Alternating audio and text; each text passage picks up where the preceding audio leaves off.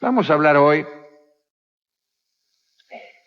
de costumbres concernientes al aseo y la belleza. Y algunos dirán, pero ya han hablado de esto. Pues más aún hablaremos. Y en todo caso, las veces en que abordamos este tema, casi lo agotamos en la antigüedad clásica y en la Edad Media. Mientras que hoy comenzaremos con el siglo XVII y seguiremos adelante. Ya saben ustedes, algunos recordarán las charlas anteriores, hablamos de las prostitutas griegas que se cubrían el escracho con miel, hablamos de Cleopatra que se bañaba en leche de burra y había escrito un tratado de belleza, hablamos de los hindúes y de sus abluciones en estiércol de vaca para lavar el alma, ya que no el cuerpo, y hasta de los orines importados de España para cepillarse los dientes. De todo eso habíamos hablado. Ahora hablaremos de lo que sucedió a partir del siglo XVII. En Francia, a diferencia del resto de los países europeos, que amontonaban mucho colorete en las mejillas, las francesitas procuraban conservar o aumentar la blancura de su tez. Se usaban combinaciones extrañas a base de pepinos, azufre, tiza y cal. Cal, qué rico. Las consecuencias eran terribles.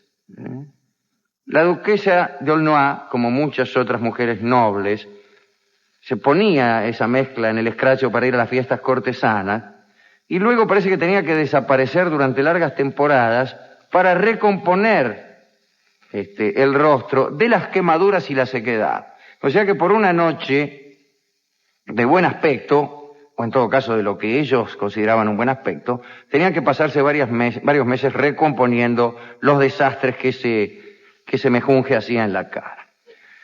Existían blanqueadores menos fuertes, menos nocivos, lo hacían con flores de haba, agua destilada de lirios, jugo de limón, aceite de talco, leche virginal, de la cual no se explica su procedencia.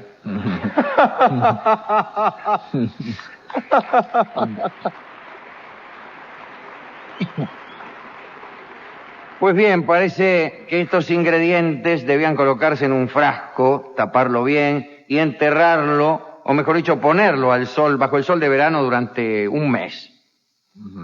Y recién después funcionaba, o quizá no. Se usaban también cremas de día y de noche. En el siglo XVIII, la crema de belleza, la crème de beauté, en París, tenía mucho auge. Había unos vendedores ambulantes, medio charlatanes, que viajaban junto a los sacamuelas y a los vendedores de elixir, que habían vendido en toda la ciudad una crema llamada Dieu-Aphrodite et Faon. Y tenía la siguiente inscripción: tan perfecta para la piel que es imposible darse cuenta de que la belleza que proporciona y los años que quita no viene de la naturaleza, sino del arte de los dioses. Estaba escrito con esa voz. Y el rey Luis XIV, que ya era muy viejo, estamos hablando de 1708, por eso digo el siglo XVIII. Algunos dirán, ¿cómo Luis XIV en el siglo XVIII? Y alcanzó a asomarse el viejo Luis al siglo XVIII. Se compró 500 frascos, Luis. Ni uno más ni uno menos. Deme 500 frascos de la crema de beauté. Y todas las noches se surtea, junto con los masajes que le daba alguna mina, una buena dosis del ungüento. El nombre del producto, Aphrodite y Faon, pues viene de los mitos clásicos. Faon era un héroe de la isla de Lesbos.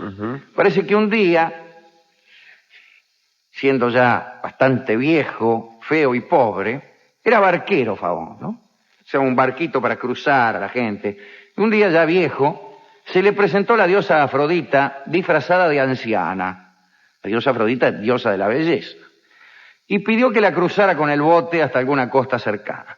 Y Faon no le cobró a la vieja, o a la supuesta vieja, y en recompensa la diosa le dio un frasco que contenía un extraño bálsamo con el que ella parece que se untaba todos los días.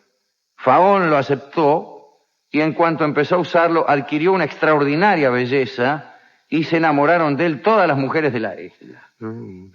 Especialmente se enamoró de él Safo de Lesbos. Mire qué cosa, ¿no?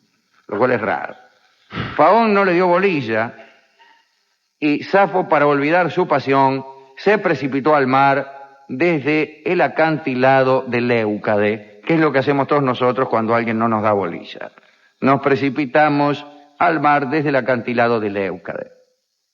A finales del siglo XVIII, todas las preciosas de París se untaban la jeta con esos ungüentos para ver qué pasaba. Otra moda curiosa eran los lunares artificiales. También se acostumbraban a comprarse un lunar y se lo ponían en la cara, Se llamaban mouche, moscas, ¿no? Se colocaban en puntos diversos de la cara, e incluso hasta había un lenguaje particular según la ubicación del lunar, algo así como el abanico entre las damas españolas del siglo XIX. Ponele, la muchacha que se ponía un lunar bajo el ojo izquierdo estaba comprometida. La que lo hacía al costado derecho de la boca buscaba novio. Las casadas se ponían un lunar en el mentón, etcétera, qué sé yo. Las quebradas fraudulentas en el entrecejo. En fin, miles de posibilidades hay para ponerse lunares y miles de situaciones puede un lunar estar señalando. Incluso, ni hablemos si los lunares son 2 o 3. Ya con 4 hasta se puede hacer una especie de alfabeto Morse de los lunares. Y la moda llegó a tal punto que las mujeres comenzaron a dibujarse 8 o 9 lunares en la cara, lo que hizo que el célebre predicador Massillon pronunciase ante la corte un sermón muy encendido en contra de los lunares. Sermón que terminó diciendo: lo único que falta es que se pongan lunares en la pechuga. Ajá. ¿Para qué? Al otro día, varias damas llevaban lunares ahí mismo donde había dicho el predicador. Y se lo llamaban lunares de Massillon. Qué lindo lunar de Massillon que tiene la señora marquesa allí donde le dije, allí en el paso de Uspallata.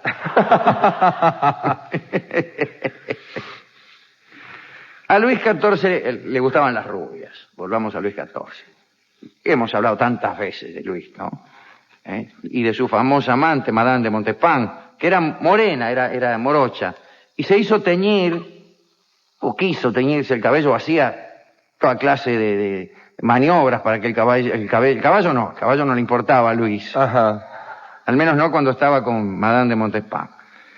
Pero se teñía el pelo o se cambiaba el color como podía. Y para ello recurrió a la famosa bruja Lavoisin, que también que le fabricó unos filtros de amor que casi terminan con la vida de Luis XIV, ¿se acuerda usted? Casi lo mata. Bueno, se ponía en la cabeza cualquier cosa, ácidos, frutas, orines, discúlpeme, y así durante mucho tiempo, Y llevaba un color más o menos clarito. Había también depilatorios en aquel entonces para suprimir los llamados pelos superfluos. Ajá. Dijo el japonés.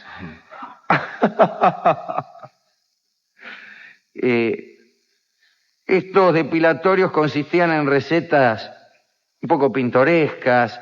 Había que usar las cáscaras de 50 o 60 huevos, bien pulverizadas, mezcladas con excrementos de gato, reducido a polvo y todo mezclado con vinagre fuerte. Y con ello había que untar, según el tratado, aquellos lugares que uno quisiera depilar.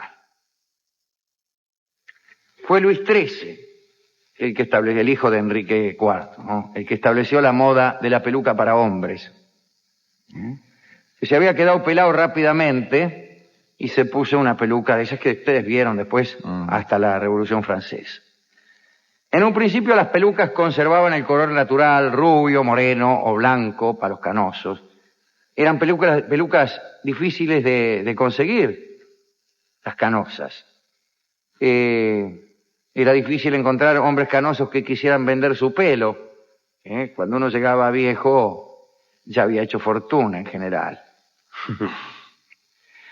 Y entonces se extendió el uso de empolvar la peluca, a punto tal que ya después todas las pelucas venían empolvadas.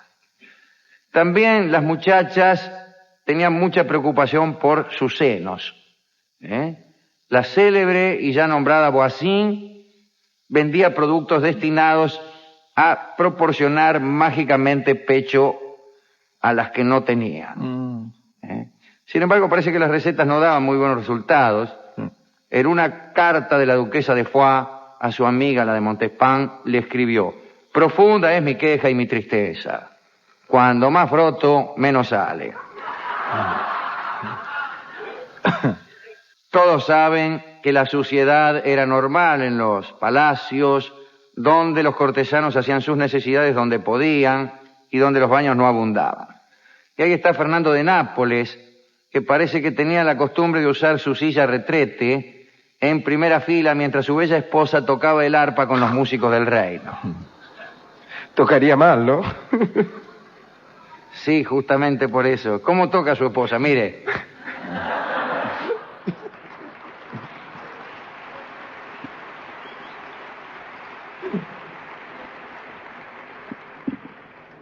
Con respecto a los perfumes, digo, siguiendo hacia adelante esto, ¿no? Se aplicaban en forma muy especial. No había vaporizadores, entonces parece que para perfumar un ambiente grande, llamaban una criada, le llenaban la boca de perfume y estas criadas desarrollaban una técnica interlabial o interdental para desparramar del modo más democrático el perfume. Pues bien, entre otras cosas, dada la suciedad del ambiente y el correspondiente mal olor, también eran muy usados los pañuelos perfumados que la gente se llevaba a la nariz cuando la pestilencia alcanzaba proporciones inaguantables. María de Médicis tenía una colección de pañuelos perfumados increíbles. Increíble, porque era la colección lo increíble. Si no, podría entenderse que coleccionaba pañuelos perfumados increíbles. No sé por qué uno no puede creer en un pañuelo perfumado. No sé qué es lo que puede tener un pañuelo perfumado para que uno no crea en él. Pero bueno, hay gente escéptica hasta en lo que se refiere al perfume de un pañuelo. Es posible que uno no crea que un pañuelo esté perfumado, por ejemplo. Bien,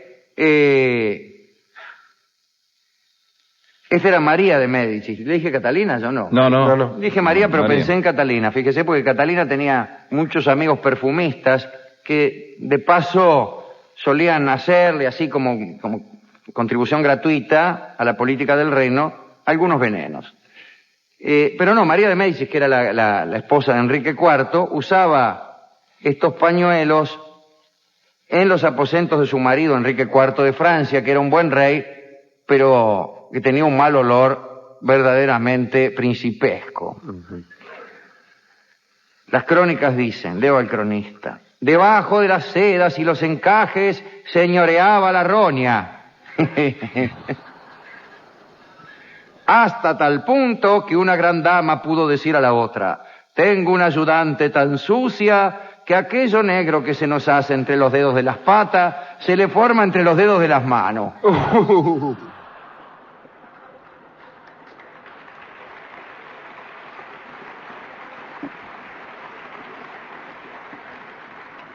Estoy citando al cronista, ¿no? Sí. Otra consideración, esta la hace Voltaire. El casamiento era en Oriente, por ejemplo, la época de la vida en que dejaban de afeitarse, dejaban la barba, incluso para denotar su condición de hombres mayores. Y en Europa la barba siguió varias modas. La mayoría de los cortesanos usaban la barba según el corte del rey. Seguían la moda del rey. Durante el reinado de Luis XIV se usó la barba descuidada. Era muy difícil cuidar de que nuestra barba luciese descuidada. Es casi como conseguir una prosa espontánea. Para escribir una hoja de prosa espontánea hay que estar un mes trabajar. Bien, En la época de Luis XIII se llevaba la barba corta terminada en punta, Enrique IV cuadrada, Carlos V, Julio II, el Papa, ¿no? Francisco I, pusieron en moda los cortes de barba larga y peinada, en fin. Un último detalle. Hacia 1770 apareció el cepillo de dientes en Inglaterra. Su inventor, John Addis, se llamaba el tipo. Estaba encerrado en una celda de la prisión de Newgate por disturbios, no dice aquí cuáles, y se puso a pensar en qué se iba a ganar la vida cuando lo soltaran de la Canaveri. Y una mañana, tras lavarse la cara, empezó a limpiarse los dientes. Lo hizo como hacían la mayoría en aquellos tiempos, con un trapo. Echaba un trapo y se lavaba los dientes. ¿Cómo se lava uno los dientes cuando no tiene cepillo? No sé. Con el dedo. Yo con el dedo, con el dedo. Con el dedo, pero a lo mejor es porque ya tenemos incorporada la idea de cepillo. Y lo más parecido a un cepillo de dientes es un dedo. Sí. Un dedo peludo. Más que un trapo. Bueno, incluso el sistema era muy antiguo de limpiarse con un trapo. Aristóteles había aconsejado a su discípulo Alejandro de Macedonia que se limpiara los dientes con telas blancas. Mucho más tarde, un dentista llamado también George Washington había propuesto un trapo con un poco de yeso para que raspara la roñita de los dientes. Sí, el sarrito. Y este prisionero Addis estaba utilizando el mismo método, ¿no? Pero lo consideraba poco efectivo. Un día tuvo una idea, separó un pequeño hueso de la carne que le habían servido, le hizo unos pequeños agujeros, compró unas cerdas duras a través del guardián de la prisión, metió los mechones a presión en el hueso y construyó un cepillo de dientes. Cuando lo soltaron, a él, no al cepillo, ¿no? Se dedicó al negocio de la fabricación del invento y el éxito fue inmediato. Se hizo millonario y a los pocos años su cepillo de hueso y cerdas estaba en todos los hogares europeos. Desde ya eso no impidió las infecciones y la caída de los dientes, porque faltaban muchos años para la invención de la pasta dentífrica.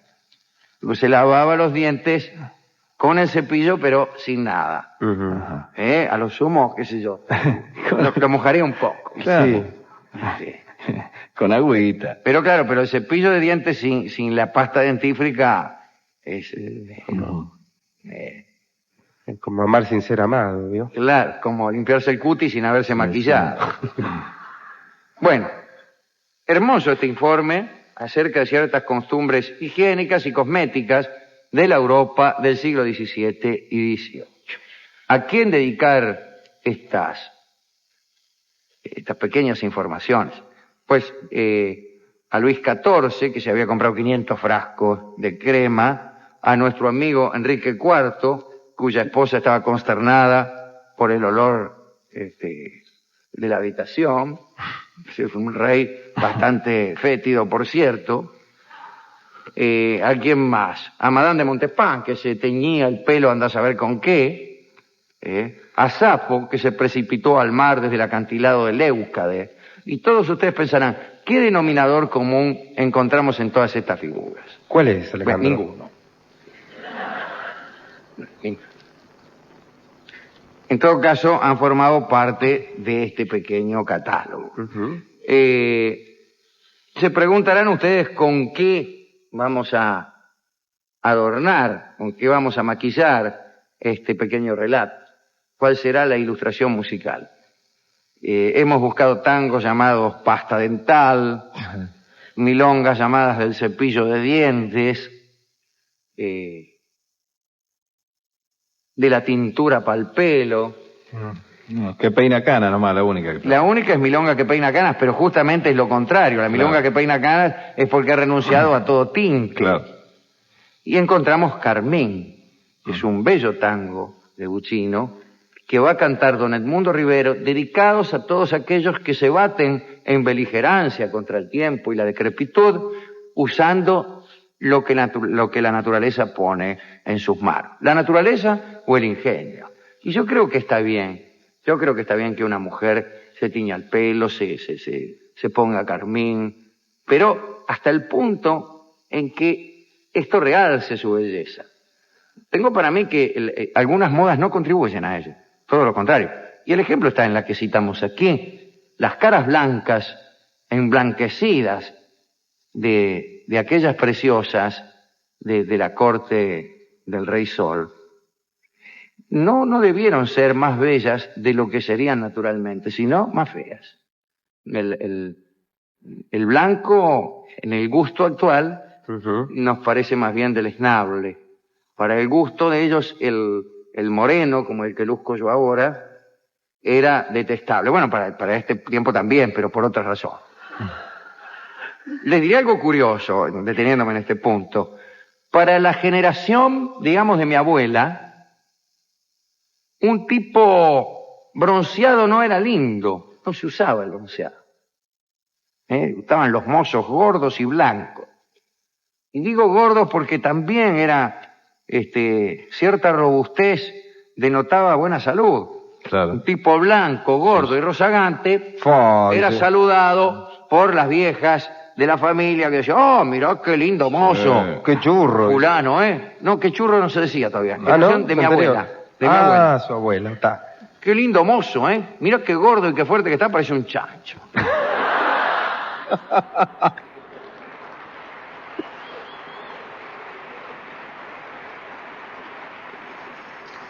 Pero al margen de las afectaciones de cada época, ciertamente yo creo que la belleza y lo natural alcanzan a veces una esquina en la que se unen. Alcanzan con mucha frecuencia. Y lo que es demasiado artificial, superados estos estímulos de la moda y estas cosas contingentes, pues desaparecen, ¿no? se atenúan. Yo creo que a la larga uno tiende a enamorarse de lo natural. Digo, estoy pensándolo, ahora no estoy tan seguro. No estoy tan seguro. No estoy tan seguro de que estas mujeres que a nosotros nos parecen adorables, más bien flacas, no estoy seguro de que esas mujeres le hubieran gustado a Luis XIV. Estoy seguro de que las mujeres de Luis XIV no nos gustan a nosotros. Nos parecen un poco gordas y un poco blancas. Pero no sé, es ahí una cosa para meditar, Si la belleza, especialmente la belleza femenina, está tan sujeta a la moda como nosotros creemos, o si hay verdaderamente algo que prevalece a pesar de lo contingente, como yo empecé a decir, y debo confesar que me di vuelta en mitad del pensamiento. Ahora pienso exactamente lo contrario, no sé bien de qué. Vamos a escuchar entonces mientras me decido, porque no sé con cuál de las dos quedarme. Si con la gorda blanca o con la flaca morocha. Escuchemos mientras tanto a Edmundo Rivero cantar el tango Carmín.